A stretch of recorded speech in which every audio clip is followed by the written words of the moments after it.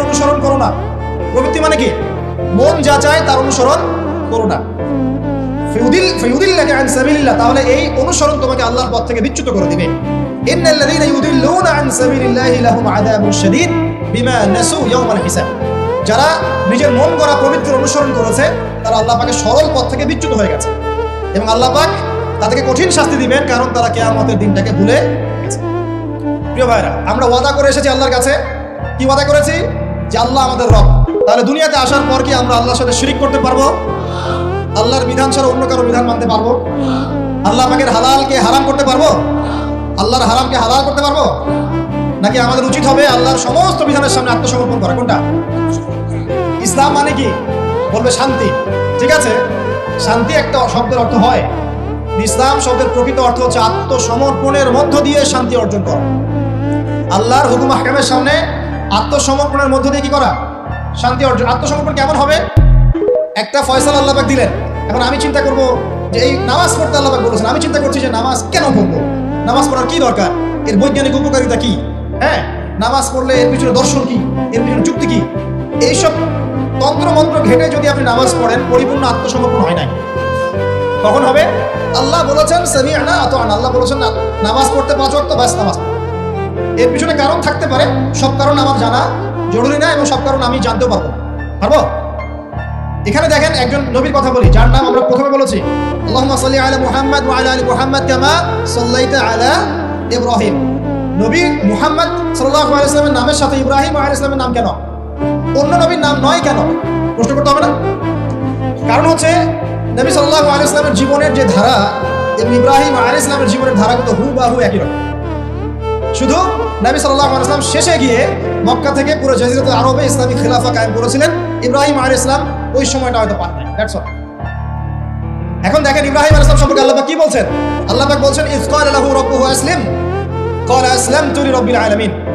আল্লাহ পাক যখনই ইব্রাহিমকে বলেছেন আলাইহিস সালাম আত্মসমর্পণ করো, ইব্রাহিম আলাইহিস সালাম আত্মসমর্পণ করেছেন, বলেছেন আসলামতু লিরাব্বিল আলামিন, আমি জগৎ সমূহের প্রতিপালকের সামনে আত্মসমর্পণ করলাম। একটা মিসাল দিচ্ছি, তার সন্তানকে জবাই করতে বলেছিলেন, মনে আছে?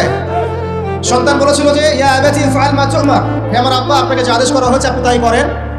সাতাজিদুনি ইনশাআল্লাহু মিনাস সাবিরিন, ইনশাআল্লাহ আপনি আমাকে ধৈর্যশীল পাবেন। ইব্রাহিম আলাইহিস সালাম জবাই করার আগে কি আল্লাহকে প্রশ্ন করেছিলেন যে এর পিছনে যুক্তি কি, এর পিছনে দর্শন কি, এর পিছনে বিজ্ঞান কি? নাকি আল্লাহ আদেশ করেছেন বাস করেছেন? কোনটা? আল্লাহ পাক আদেশ করেছেন, চোখ বন্ধ করে কাজ করতে গিয়েছেন। এবং এই নবীকে আল্লাহ পাক বলছেন হুয়া সাম্মাকুমুল মুসলিমিন, তিনি তোমাদের নাম দিয়েছেন মুসলিম। তাহলে প্রথম মুসলিম কে পাচ্ছি আমরা এখানে? প্রথম সারির মুসলিম কে পাচ্ছে? ইব্রাহিম আলাইহিস সালাম, যিনি আল্লাহ আদেশ আসলেই বাস্তবায়ন করতে চলে যান। এর নাম প্রকৃত মুসলিম, আত্মসমর্পণ করা। আমরা কি সবকিছুর সামনে আত্মসমর্পণ করতে পারছি? যদি পারতাম তাহলে ইবাদত বন্দেগীর জীবনে পাক্কা মুসল্লি হয়ে অর্থনৈতিক জীবনে পাক্কা সুদখোর কেন হচ্ছে? আমরা নামাজ পড়ি না? নামাজ 5 ওয়াক্ত পড়ি মাশাআল্লাহ, কিন্তু ব্যবসা করতে গিয়ে মাপে কম কেন দেই? ব্যবসা করতে গিয়ে আমি মজুদদারি কেন করি? আমি অন্যকে কেন ঠকাই? কেন ভেজাল মিশাই? পণ্যের সাথে ভেজাল কেন মিশাই? অর্থনৈতিক জীবনে গিয়ে আমি সুদ কেন খাই? ঘুষ কেন নিব? দুর্নীতি কেন করব যখন আমি 5 ওয়াক্ত নামাজ পড়ি? তার মানে কি জানেন? তার মানে আমরা এই আয়াতের উপর আমল করতে পারি নাই। কোন আয়াত? আল্লাহ পাক বলেছেন উদখুলু ফিস সিলমি কাফা, তোমরা পরিপূর্ণরূপে ইসলামে প্রবেশ করো। এটা আয়াত আমল হয়েছে? কখন পরিপূর্ণ প্রবেশ হবে? যখন জীবনের প্রতিটা ক্ষেত্রেই আমরা ইসলাম পালন করতে পারবো। ইসলাম কি শুধু ইবাদত বন্দেগীর জীবনেই? খালি নামাজ রোজা হজ জাকাতের নামই কি ইসলাম? ব্যবসা ইসলাম নাই, পরিবারে নাই, অর্থনীতির মধ্যে নাই, রাজনীতির মধ্যে তো নাই। এটাতে থাকার দরকার নাই। এটা আমরা যা ভালো বুঝি তাই। এখানে ইসলামের হেদায়েতের দরকার নাই। এখানে পশ্চিমে অনেক তন্ত্র আছে, সেকুলারিজম আছে, ডেমোক্রেসি আছে, কমিউনিজম আছে। ইসলামের প্রয়োজন আছে? কোনো দরকার নাই। এটা আমরা মুখে বলি ঠিকই, কিন্তু আসলে বাস্তবায়ন কি করা সম্ভব হয়? 100% হয় না, কিন্তু হবে ইনশাআল্লাহ। কবে হবে? যখন ইমামুল মাহদী আসবেন ইনশাআল্লাহ। কবে হবে? যখন ঈসা ইবনে মারইয়ামকে আল্লাহ আবার পড়াবেন ইনশাআল্লাহ। তখন আমি একটা ভবিষ্যৎবাণী বলে যাই, এটা আমার ভবিষ্যৎবাণী না। কে বলেছেন?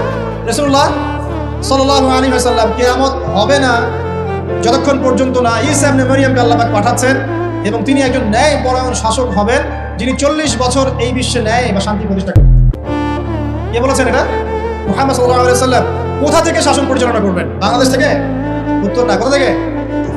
যেই জায়গাটার মানে আমাদের মালিকানার জায়গা, সেখান থেকে আমাদের মুসলিম ভাই বোনদেরকে আজকে নির্মম নির্যাতন করে বের করে দিয়েছে না, তিনি সারা বিশ্বে ইসলাম প্রতিষ্ঠা করবেন ইনশাআল্লাহ। বিশ্বাস করেন এটা সত্য কথা? এখনকার অবস্থা থেকে বোঝা যায়। এখন তো মনে হচ্ছে ইসলামের সাথে বিশ্বের শাসনের সাথে মুসলিমদের কোনো সম্পর্কই নেই, তাই মনে হয় না? কিন্তু এমনটা থাকবে না ইনশাআল্লাহ, বিশ্বাস করেন এমনটা থাকবে না। হয়তো আমি অপদার্থ একজন মানুষ, আমি অপদার্থ, হয়তো আমরা অনেকে অপদার্থ, আমাদের দ্বারা হচ্ছে না,